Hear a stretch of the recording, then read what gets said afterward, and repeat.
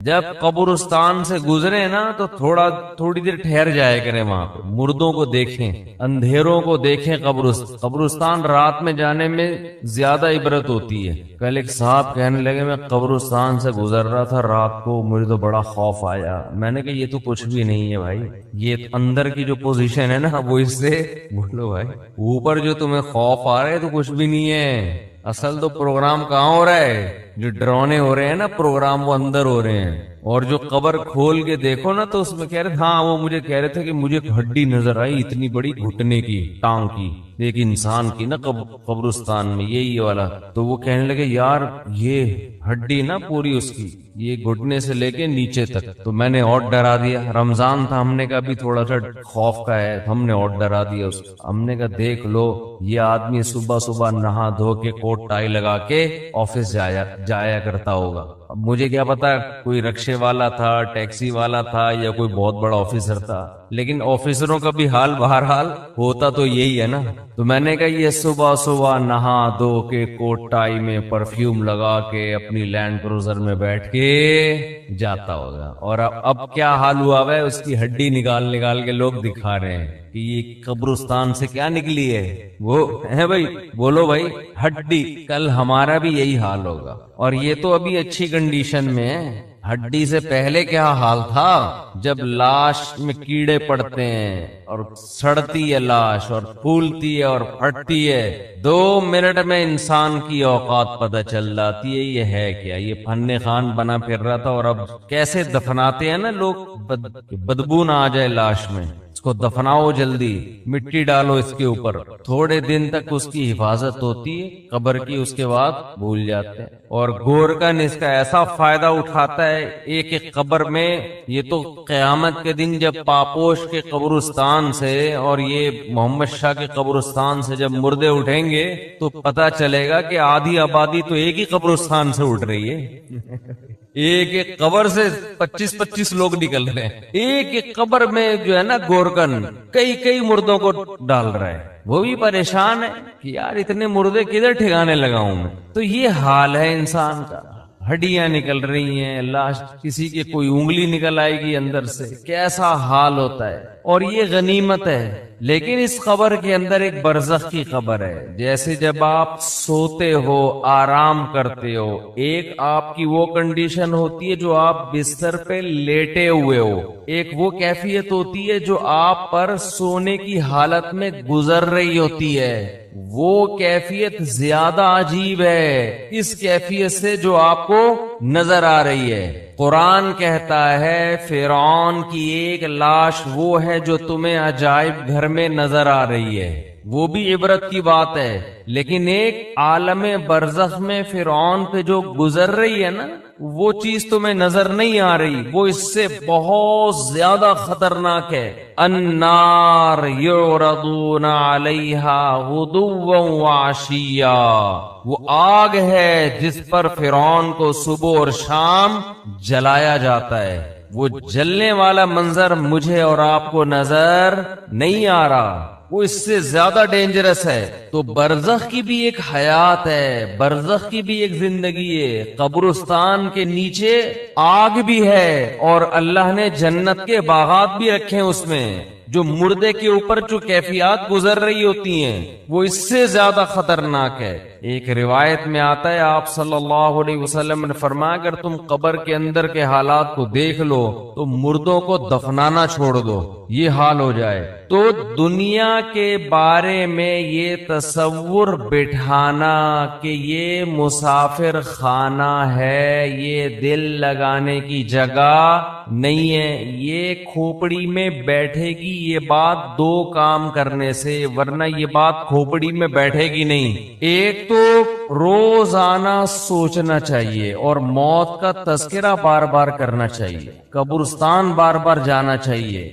اس عمل سے انسان کو یہ احساس ہوتا ہے کہ میں دنیا میں رہنے کے لیے نہیں آیا، نبی صلی اللہ علیہ وسلم نے فرمایا کنت نہیتکم عن زیارت القبور فزورها فإنها تذکر الآخرہ، میں نے تمہیں قبرستان کی زیارت سے منع کیا تھا۔ لوگ پہلے بدعتیں کرتے تھے، وہاں شرک ہوتا تھا۔ فرمایا اب تمہیں اجازت دے رہا ہوں اس لیے کہ قبرستان جانے سے آخرت کی یاد تازہ ہوتی ہے، احساس ہوتا ہے کہ کل ہم نے بھی لیٹنا ہے یہاں۔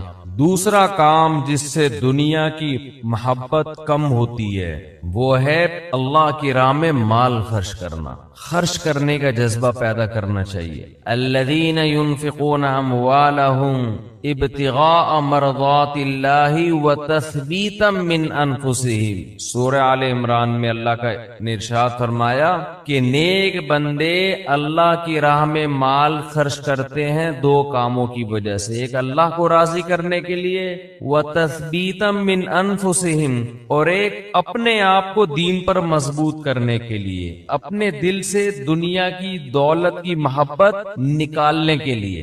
یہ جو نوٹ ہوتے ہیں نا، نوٹ کڑک کڑک، پہلے زمانے میں صوفیاء کرام اپنے مریدوں کے دل سے دنیا کی محبت نکالنے کے لیے ان سے نوٹوں کو جلوایا کرتے تھے۔ اب آپ نہ جلائیں، یہ ٹھیک عمل نہیں ہے، پہلے ایسا علاج ہوتا تھا جی، جلائیں گے بھی نہیں صحیح۔ تو وہ ایسے جلواتے تھے، ہمارے حضرت پورا وہ بتایا کرتے تھے نا کہ جیسے 5000 کا کڑک نوٹ لیا، اب جان اٹکی بھی ہے نا اس 5000 کے نوٹ، تو ادھر سے آگ لگائی نا کنارے سے، آہستہ آہستہ، ایک دم سے نہیں جلا دیا، آہستہ آہستہ جل رہا ہے، اور اس کو جلتے ہوا دیکھیں تو وہ ادھر جلے گا، ادھر اندر سے کیا جلے گا؟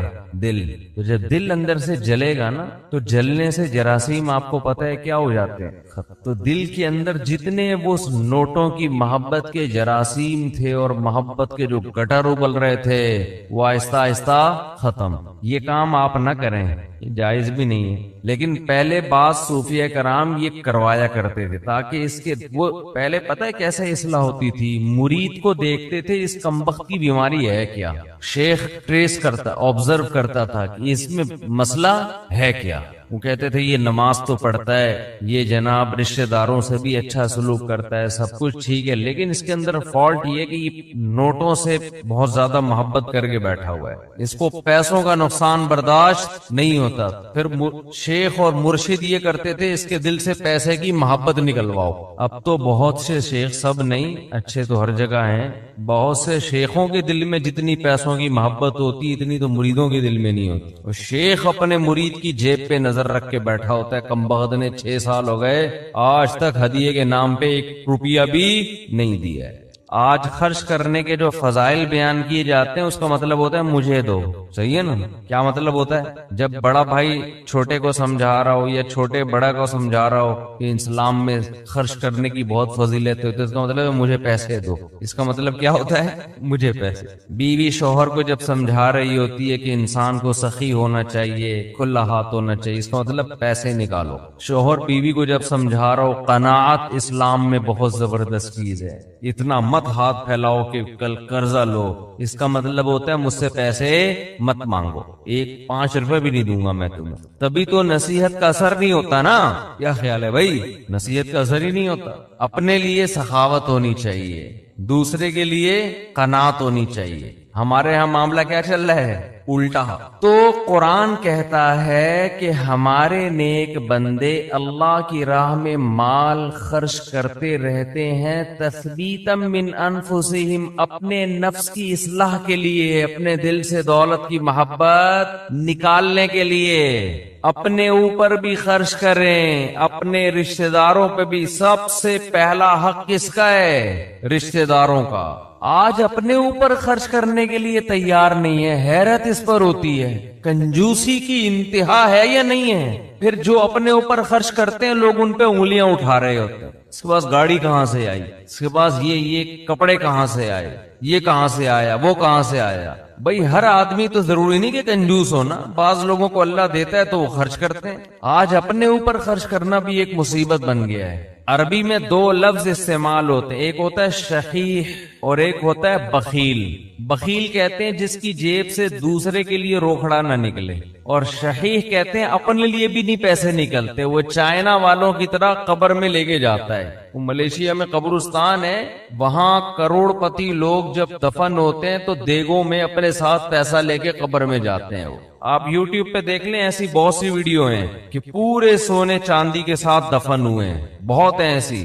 ہمیں ہمارے نبی نے فرمایا صلی اللہ علیہ وسلم, دنیا مسافر خانہ ہے, میری مثال اس سوار کی طرح ہے کراکب استظل تحت شجرہ, ایک مسافر سفر کرتے کرتے درخت کے نیچے لیٹ گیا ہو تھوڑی دیر سستانے کے لیے, آرام کے لیے, اس کے بعد اس نے موو کرنا ہے یہاں سے. بھائی ہم کروڑوں سال سے نہیں تھے, لاکھوں کروڑ, یہ دنیا بنے ہوئے تو پتہ نہیں کروڑوں سال ہو گئے. آدم علیہ السلام کو آئے ہوئے ہزاروں سال, نوح علیہ السلام 950 سال تو خالی تبلیغ کی ہے انہوں نے.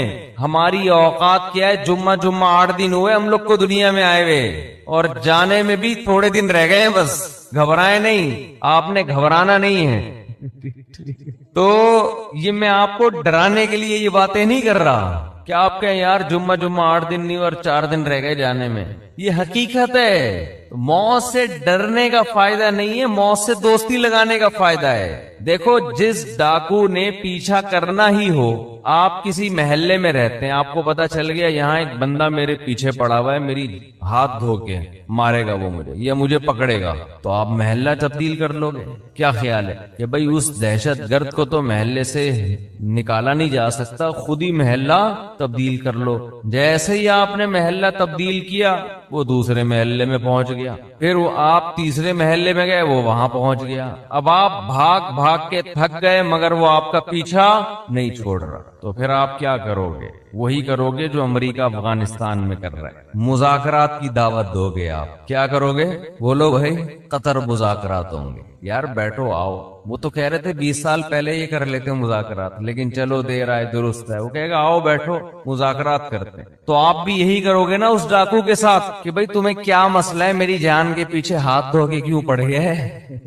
آؤ بیٹھو, پیسے چاہیے, کیا چاہیے تمہیں؟ تو آپ مذاکرات کے ذریعے کمپرومائز کی بولو کوشش کرو گے کہ یار اس سے جان چھڑانا مشکل نہیں ہے, فل ٹینشن ہے یہ آدمی, بیٹھ کے کچھ ٹاک شاک کر کے کچھ باتیں کر کے کچھ دوستی لگاتے ہیں, دشمنی ختم کرتے ہیں. آخری نتیجہ یہ نکلے گا کہ نہیں نکلے گا؟ تو قرآن کہہ رہے کوئی عام ڈاکو تمہارے پیچھے کیا لگے گا, انما تکونوا یدرککم الموت, موت جیسے تمہارا پیچھا کر رہی ہے نا, پیسے دنیا میں پولیس کسی کا پیچھا نہیں کرتی, سمجھ رہے ہیں؟ وہ بھی ایک وقت کے بعد آ کے چھوڑ دیتی ہے.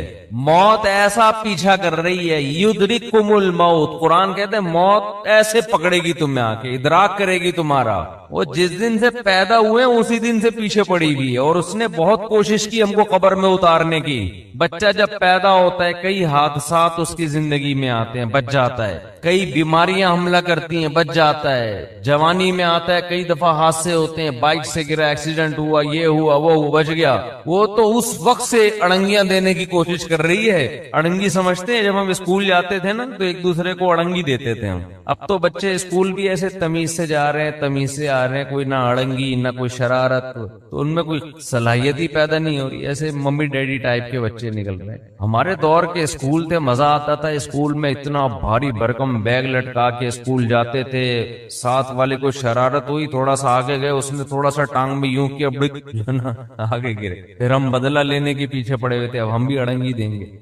راستے میں ہی پھڈا ہو رہا ہے, گتم گت مار رہے ہیں ایک دوسرے کو, پھر سلو ہو رہی ہے, پھر جا رہے ہیں. اس طرح سے ہم پونے گھنٹے میں اسکول پہنچتے تھے. پھر لیٹ ہونے کی وجہ سے پی ٹی ماسٹر کھڑے ہوئے ہوتے تھے وہاں پہ, ان کے سامنے ہاتھ پہ اب ڈنڈے کھاؤ, لیٹ کیوں پہنچ, اس سے ہاتھ مضبوط ہوتے تھے. حقیقت ہے نا. تو شوز اتارتے تھے ایک دوسرے کے, بھائی شوز پہنے ہوئے نا, پیچھے اس کے تھوڑا سا پاؤں رکھے, خود ہی اتر جائیں گے, آپ کو اتارنے کی ضرورت. اب وہ بیٹھ کے جو ہے نا شوز کو صحیح کر رہا ہے, پھر لڑائی ہو رہی ہے, پھر بھڈا ہو رہا ہے. ایک بچہ کافی دیر سے نا اس کا ہاتھ نہیں جا رہا تھا گھنٹی پہ, ایسے اچھل اچھل کی کوشش کر رہے, بڑے میاں گزرے, انہوں نے بجا دی گھنٹی, اور بچے سے پوچھا بیٹا ہاں بتاؤ کیا کہہ رہے ہیں؟ اب بھاگو, اب کیا کرو, جو کام میں کر رہا تھا مجھ سے ہوا نہیں, آپ نے کر دیا, اب کیا کرنا ہے؟ بھاگو. یہ ہوتے تھے پہلے کے بچے.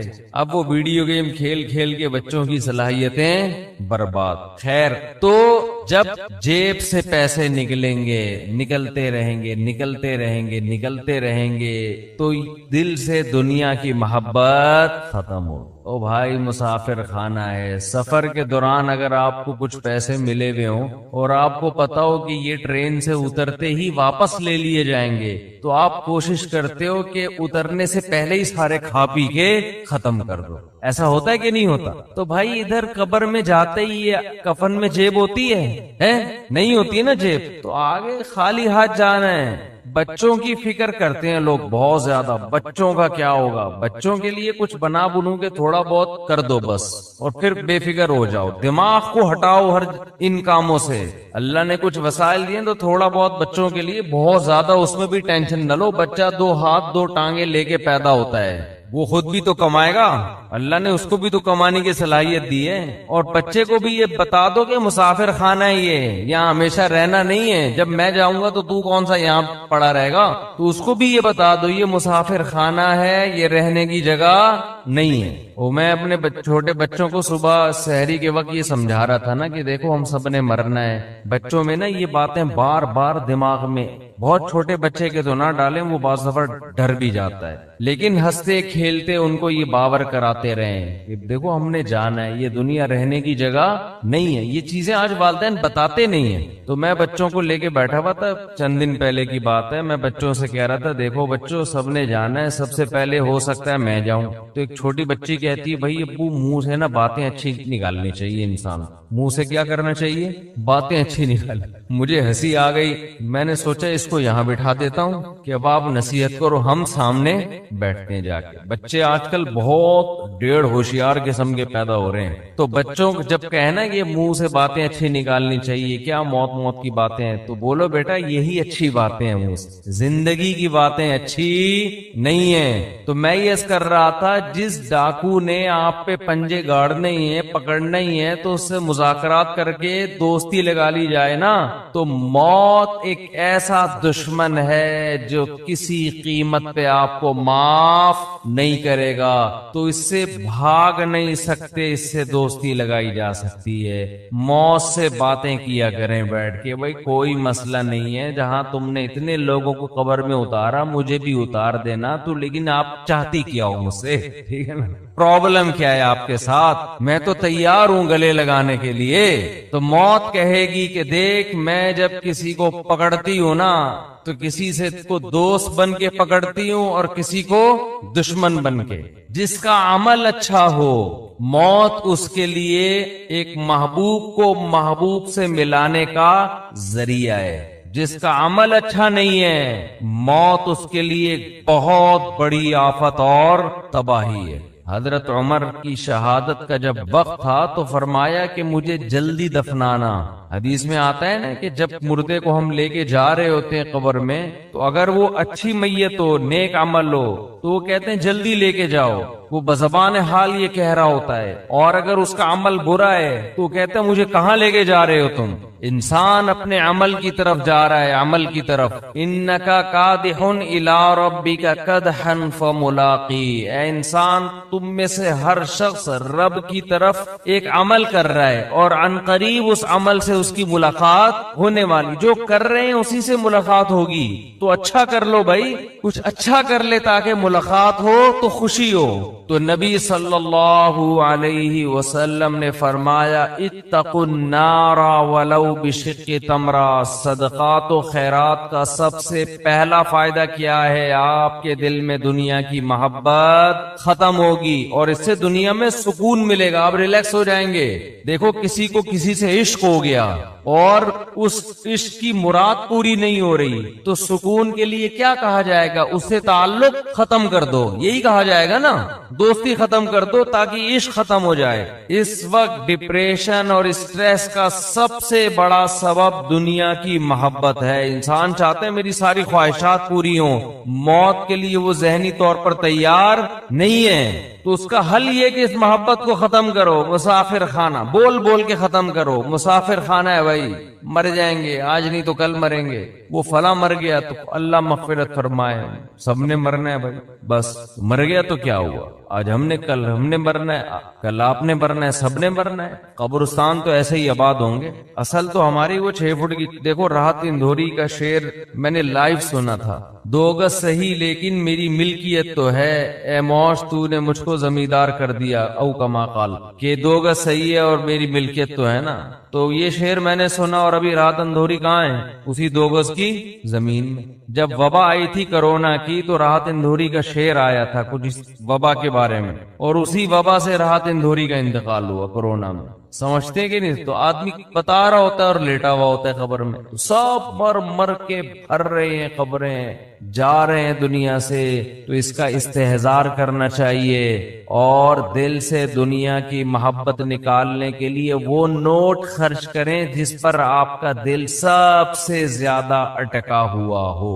سمجھتے ہو, حدیث میں آتا ہے کہ سب سے افضل صدقہ وہ ہے کہ جس میں صدقہ کرنے کا دل نہیں چاہ رہا ہو. بات آ رہی ہے سمجھ میں؟ صدقہ کرنے کا بولو بھائی دل نہیں چاہ رہا, وہ نکالو جیب سے. اور صحابہ یہ بھی پوچھتے تھے کہ کہاں خرچ کریں. نبی نے فرمایا, ہاں پہلا فائدہ میں بتا دوں کہ دل کی اصلاح ہوتی ہے. دوسرا فائدہ ذہن کو سکون ملتا ہے, ڈپریشن اسٹریس ختم ہوتی ہے. تیسرا فائدہ اللہ کا غضب ٹھنڈا ہوتا ہے. گناہ انسان سے ہو جائے اللہ غضبناک ہوتے ہیں. آپ نے فرمایا آگ سے بچو, اگرچہ کھجور کا ایک دانہ صدقہ کر کے ہی ہو, کچھ نہ کچھ کرو صدقہ تاکہ اللہ کا غضب کیا ہو, ٹھنڈا. تو بہت سارے ہیں. رمضان میں چونکہ نبی سخاوت کا دریا بنا کرتے تھے, تو رمضان میں زیادہ کرنا ہے. کرنا کہاں ہے, یہ بہت اہم سوال ہے. سب سے پہلا حق اسلام نے آپ کے غریب ترین رشتہ داروں کا بنایا. آج کل غریب لوگ مارکیٹ میں اویلیبل ہیں نہیں. پہلے میں یہ بتا دوں, آپ غریب تلاش کرنا مشکل کا ہے, لیکن اتنے آسانی سے نہیں ملتے, اس میں فراڈ ہی زیادہ ملتے ہیں. تو اگر رشتہ داروں میں کوئی واقعی مستحق ہے تو جنت کمانے کا اس سے بہتر موقع آپ کے پاس نہیں ہے. اور رشتہ داروں کو تو ویسے بھی ہدیے دے دیا کرو بھائی. بہن بھائیوں نے آپس میں پیسوں کے تبادلے چھوڑ دے. دعوتیں ہو رہی ہیں جن کا کوئی فائدہ نہیں ہے. بلا کے اتنا قورمہ دیکھ پکا کے سب کو کھلا دیا. وہ پہلے اپنے گھر میں نہیں کھا رہا کیا بیٹھ کے. پیسوں سے جتنی حاجت پوری ہوتی ہے کسی کی, اتنی دعوتوں سے پوری نہیں ہوتی. تو پیسے دو بھائی ان کو. رواج ہی ختم ہو گیا کہ بھائی اپنی بہن کو لفافے میں ڈال کے پیسے دے دے. اور رشتہ دار جو قریبی ہے نا, ان کے لیے مستحق ہونا ضروری نہیں ہے. مستحق تو زکوٰۃ کے لیے ضروری ہے, پھر ورنہ زکوٰۃ ادا نہیں ہوگی. ویسے صدقہ دینے کے لیے سامنے والے کا مستحق ہونا ضروری نہیں ہے. اپنے قریبی رشتوں کو آپ ہدیے کے نام پہ لفافے میں پیسے ڈال کے دے دیا کرو. یہ چیز ہمارے معاشرے میں ختم ہو رہی ہے. تہادو تحابو, آپ نے فرمایا ایک دوسرے کو ہدیے دیا کرو, اس سے محبت بڑھے گی. بجائے دینے کے کیا کر رہے, الٹا کھا رہے ہیں. تو سب سے پہلا حق کس کا ہے, قریب ترین رشتہ داروں کا, پھر دینی مدرسوں کا, پھر اور جو بھی اللہ نے آپ جو بھی خیر کے کام ہیں, ہسپتال ہیں جو اچھے کام کر رہے ہیں, کہیں بھی جہاں آپ کا دل کھٹکتا ہے. لیکن اتنی بات ضرور ہے کہ اللہ نے جیسے ایمان والوں کی یہ صفت بیان کی کہ یہ نماز پڑھتے رہتے ہیں, اسی طرح اللہ نے بتایا کہ ان کی جیب سے اللہ کے لیے پیسہ نکلتا رہتا ہے. اور یہ پیسہ آپ کی جیب سے نکل کے ضائع نہیں ہو رہا, اللہ کے بینک میں انویسٹ ہو رہا ہے, اللہ کی تجارت میں انویسٹ ہو رہا ہے. اللہ فرماتے ہیں کہ اللہ سخی ہے, وہ بہت زیادہ اس کو بڑھا چڑھا کے دے گا. اس کی مثالیں دی, کمثل حبۃ, جیسے گندم کا ایک دانہ, اس میں آپ کو لاکھوں دانے نظر نہیں آئیں گے, لیکن آپ زمین میں بوئیں تو ایک ایک دانے سے کیسے لاکھوں لاکھوں دانے پیدا ہوتے ہیں. تو ایسے ہی اللہ مسلمان کے صدقات و خیرات کو پھیلاتا رہتا ہے, پھیلاتا رہتا ہے اور بڑا کرتا رہتا ہے اس کو. اللہ سے دعا ہے کہ ہمیں اس جہنم کی آگ سے بچنے کی فکر میں اللہ صدقات و خیرات کی توفیق عطا فرمائے, اور زکوٰۃ کے مسائل علماء سے پوچھ کے عمل کیا کریں. پیسہ آنا کامیابی ہے, اگر کامیابی ہوتی تو پیسے, جس کو پیسہ ملا وہ ناکام کیوں ہو گیا؟ قارون ناکام کیوں ہو گیا؟ اگر حکومت ملنا کامیابی ہوتی تو فرعون دنیا کا سب سے کامیاب انسان ہوتا, حالانکہ وہ دنیا کا سب سے ناکام انسان ہے. تو پوری دنیا میں یہ چیز کامن ہے, پوری دنیا میں, ہندو میں بھی, عیسائی میں بھی, مسلمانوں میں بھی, سکھوں میں بھی, صبح سے لے کے دوپہر, دوپہر سے لے کے شام, شام سے لے کے رات, رات سے لے کر صبح, صحت اچھی, پیسہ اور عزت, بس اسی کے پیچھے پاگل ہو گیا انسان. پاگل کا لفظ ہلکا ہے, باولا ہو گیا. باولا سمجھتے ہیں؟ یہ پاگل کی سپرلیٹو ڈگری ہے. ہمیں اپنے بارے میں تو پتا ہونا چاہیے نا ہم کیا ہو گئے ہیں. تو پاگل کی سپرلیٹو ڈگری, باولا. اور حقیقت یہ ہے کہ جب اپنے حالات میں انسان غور کرے, لوگوں سے ملے, تو